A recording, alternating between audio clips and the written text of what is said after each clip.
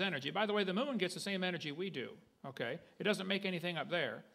The sun's energy is added to the earth, and chlorophyll is able to capture it and use it. So it's a silly argument to say, all you got to do is add energy and that'll fix it. That is simply silly, not true. Okay.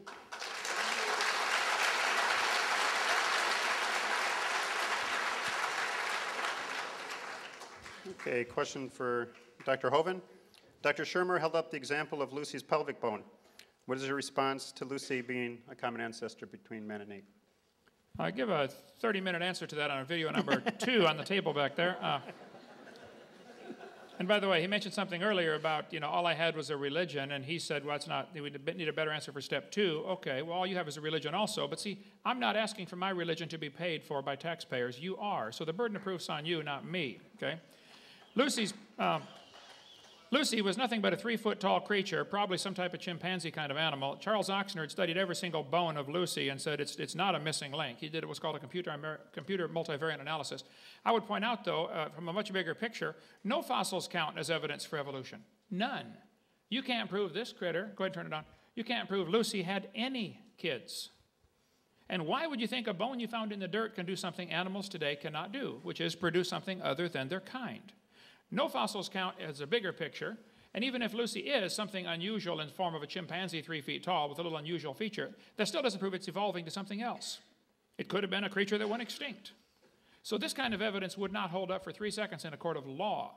But see, the problem is, evolution doesn't have to be proven in a court of law. It only has to be made believable to a bunch of students who have an academic, where the teacher has an academic and psychological advantage over the students. That's why evolution, the people believe that. The guys who studied Lucy say, look, this is not a missing link. Charles Oxnard, I'll show you the reference here, you can check it out for yourself, studied every single bone and said, Lucy, here we go, the various Australopithecines are indeed more different from both African apes and humans in most features than the latter are from each other.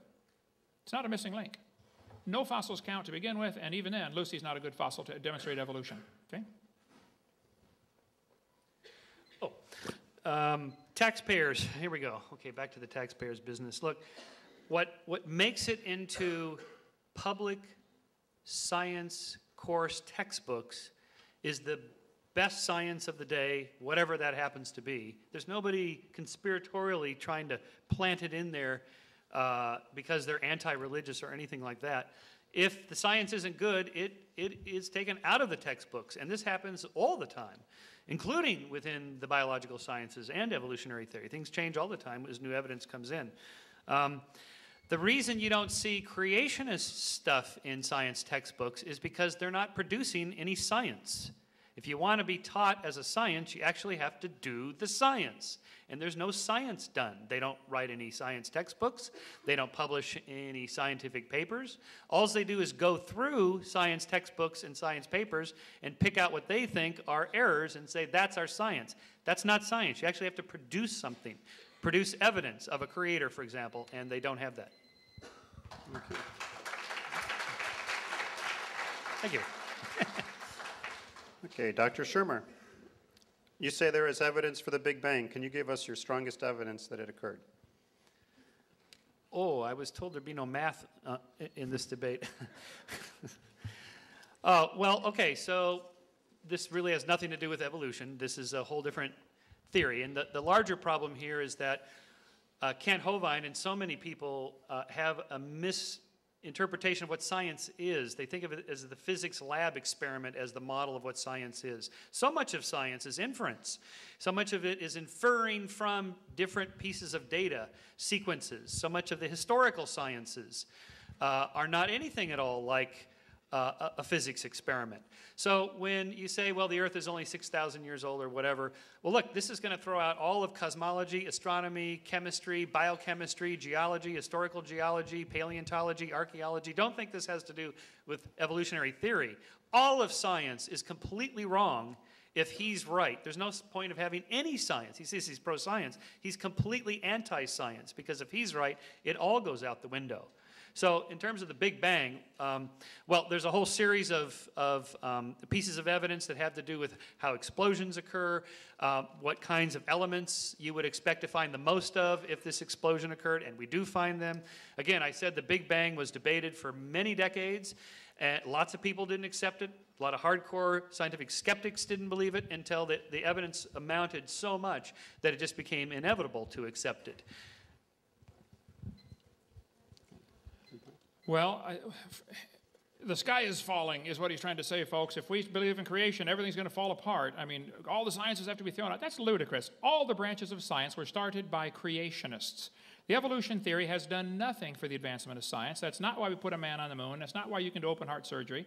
Evolution is a useless theory, even if it's true. It is absolutely useless as far as science goes.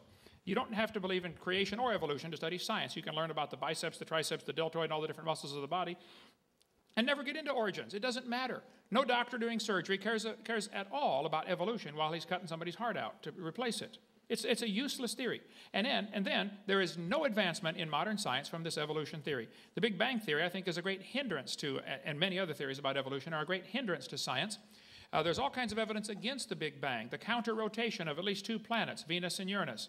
At least 8 of the 91 known moons are spinning backwards. Some whole galaxies are spinning backwards. 3 planets have moons going both directions at the same time. This can't happen with Big Bang. You need to study some physics on that one. Thank you.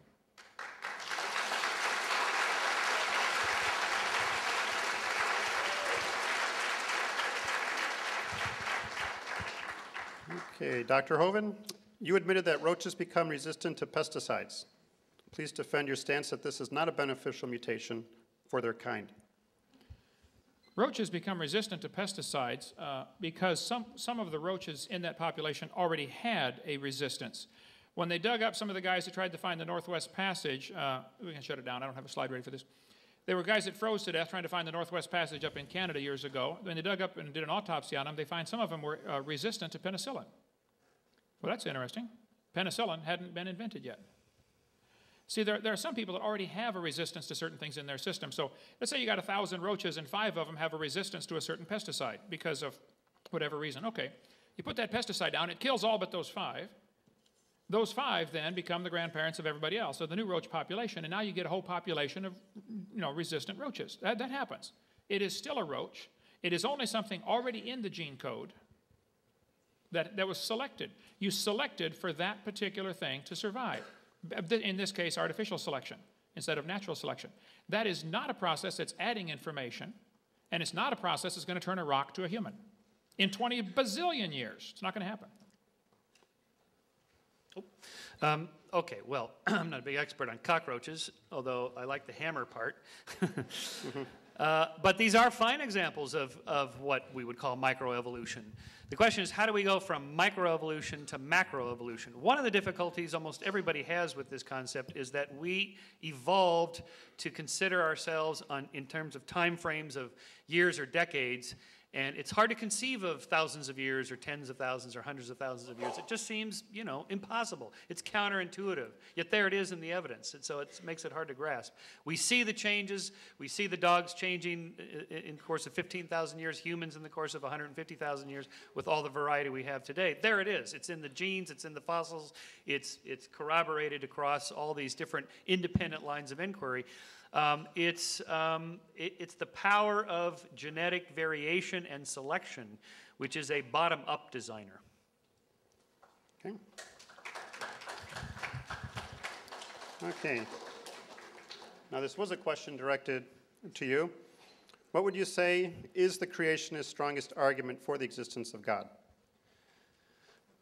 Oh, okay. This is like on your application to graduate school.